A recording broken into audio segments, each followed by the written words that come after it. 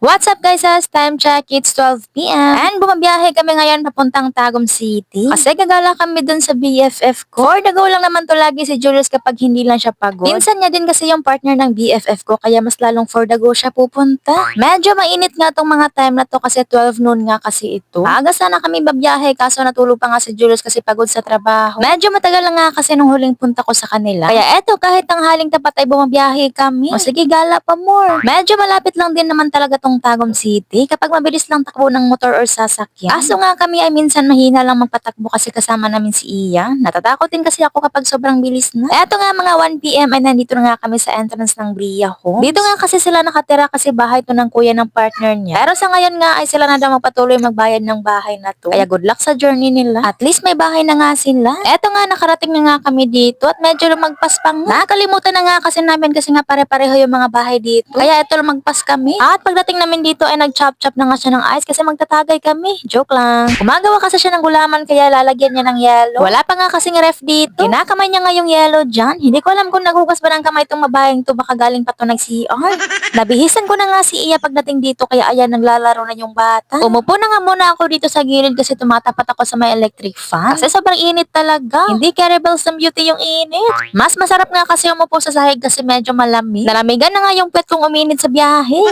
Eto nga sa Julius ay tatabi na rin kasi naiinitan din. Grabe naman talaga yung panahon ngayon, kung hindi uulan ay talagang bongga yung init. 1 p.m. na nga nung makarating kami dito. Sakto din pala kakagising lang ni madam pagdating namin kanina. Kaya wala pa din silang lunch. Kaya eto sabay-sabay na nga kami nag-lunch kasi hindi rin kami kumain ni Julius sa bahay. Si Iya lang yung pinakain ko bago kami umalis. Kami nga lang dito kasi yung partner ni madam ay may trabaho pa. Kaya eto kumain na nga muna kami. Bumili nga lang ng ulam si Julius sa labas kanina. Namiss ko nga yung ganitong salo-salo namin dati. Konti lang pero masaya. At nung matapos na nga kami kumain, maya-maya ay natulog na si Julius. Pagod nga kasi yan siya kasi once a week nga lang yung pahinga niya sa trabaho. Pero kahit pagod yan ay sinasamahan pa rin akong gumala. Sabi ko naman sa kanya na dito na lang siya matulog kila madam kaya ayun pumayag naman. Kasi kung wala namang matutulugan sa pupuntahan ko tapos pagod siya ay hindi rin naman ako gagala. At kahit sobrang ingay ng mga batang yan sa gilid niya ay hindi pa rin siya nagigising. Ganon siya kapagod talagang tulog na tulog. At itong mga batang to kung ano-ano na lang talaga ang ginagawa. Nag-exercise nga yan daw silang tatlo. Kaya ayan gaya-gaya naman si Iya sa kanila. Habang si Julius nga ay tulog na tulog kami naman dito, grabe yung chikahan. Sabi nga ni Julius, bahala na daw kami kahit anong gawin namin basta siya matutulog lang daw. Kaya eto kami bongga yung mga chika. Kahit lagi kami nag-chismis sa chat pero hindi pa rin kami nauubusan ng topic talaga kahit sa personal. Talagang nilubos-lubos na namin lahat ng pwedeng i-chismis kasi talagang minsan lang kami nagkikita.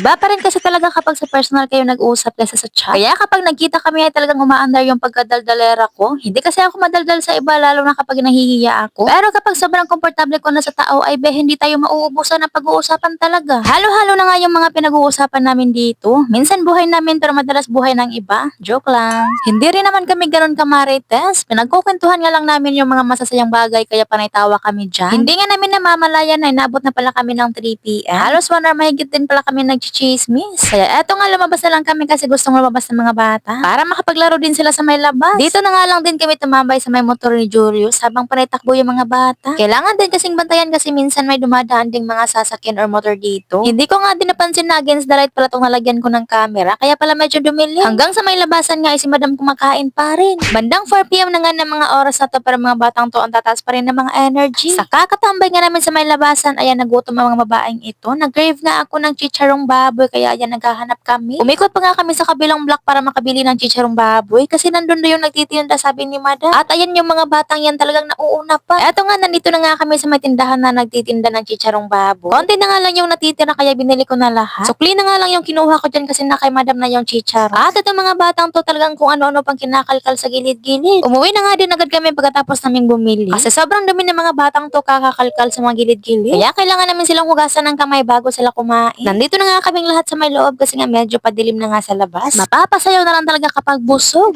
At na mga oras nga na ito ay si Julius umalis na nga. Pumunta pa siya doon sa may worksite niya kasi nga kukuha siya ng sahod niya. Sakto din kasi ay 31 ngayon. Hindi na nga lang din kami sumama para mas mapabilis yung pagbiyahin niya. At mga bandang 6 p.m. siguro yun ay magkasunod na dumating si Julius at si Dari. Ito nga pala yung asawa ni Madam na pinsan ni Julius. Hinihiwa na nga ni Madam yung watermelon kasi nga gustong kumain ng mga bata. Lalo na si Iya ay talagang hilig-hilig niya sa melon. Ayan, nakipila pa nga siya dyan. At eto nga tuluyan na nga dumilim sa may labas. Sobrang tahimik na din ng paligid dito. Kami na lang yung maingay. Parang mapapabarangay pa kami nang wala sa oras nito. Dumating na nga din sila Daryl and Julius kasi galing sila bumili ng ulam. Isda nga yung binili nila kasi mag-iihaw daw sila. At ito nga ako ay sitting pretty lang dito, walang ginagawa. Eto nga din si madam ay tinuturuan niya yung Junakis niyang magbasa. O diba, sana ako sa Cleavage. Kaya walang wala yung sa akin kasi nasa kanya na lahat. Habang nag-iihaw nga ng isda ang dalawang to ay nagtatagay din yan sila. Ewan ko nga kung anong trip ng dalawang to kasi pinagpapraktisan nga nila yung baso kung paano yung sosyalan na paghawak ng baso habang nainom. Silang dalawa nga lang dyan pero sobrang ingay din nila. Ayaw din patalo sa mga bunganga namin ni madam. Talagang nag-iingay din yan sila. Sobrang nag-aalala na nga ako nito kasi nga si Julius ay hindi sanay uminom. Mabilis lang yan malasing. Tinititigan ko na nga lang si Julius para hindi siya uminom. Makuha ka sa tingin dong. Umiinom naman siya pero pa konti-konti lang. Kasi nga nag-aalala ako kasi nga babiyahe pa nga kami. Medyo malayo pa nga yung uuwian namin. Sobrang saya nga nilang dalawa dyan. With actions na nga yan si Julius dyan habang nagde-demo ng baso. Talagang konti lang yung mga kaligayahan. Ayan, tawang-tawa sila. Kala mo talaga kung anong pinag-uusapan. Pinapakita niya na nga na wala nang laman yung bote nila. Kaya pala nagde-demo na lang ng baso kasi wala nang maiinom. At syempre, hindi rin kami magpapatalo ni madam. Binilhan din kasi kami ni Daryl ng maiinom. Wala nga kasi sa plano tong pag-iinom namin kasi nga gabi na nga dumating si Daryl. Pabigla-bigla na lang bumili si Daryl ng maiinom. Kaya eto, mapapasubo na naman ang babaeng mababa ang tolerance sa alak at mabilis malasing. Ang lakas-lakas nga uminom pero sobrang dali naman talaga malasing. Tig-iisa nga lang kami ni madam kasi bawal talaga maparami at pabiyahe pa nga kami pa uwi ni Julius. Sobrang dali ko pa naman malasing, like parang 3% lang yung tolerance ko sa alcohol. Ganon kababa talaga. Nag-iinom nga lang kami habang nag-aantay sa inihaw nilang isda. At yung mga bata naman ay nandito lang din sa harapan namin. Ang tataas pa nga ng mga energy ng mga batang to parang hindi napapagod. Minsan nga lang din sila magkita kaya nilubos-lubos na din nila. Panainom nga lang din ako dyan kasi si madam ang bilis uminom talaga. Talagang paubos na yung sa kanya at yung sa akin ay kalahati pa. Bilib nga din talaga ako kay madam kasi sobrang tagal din malasing ng mabaeng ito. Kahit lapagan mo pa yan ng kahit gaano kadami. Hindi nga yan nalalasing sa isang case ng beer. Kaya hindi ako pwedeng ilaban dito kasi isang bote pa lang ay lasing na nga ako. O, diba? Sobrang liit lang ng bote ng iniinom namin pero panay tawa na nga ako dyan kasi tinamahan na nga yung mga kaugatan.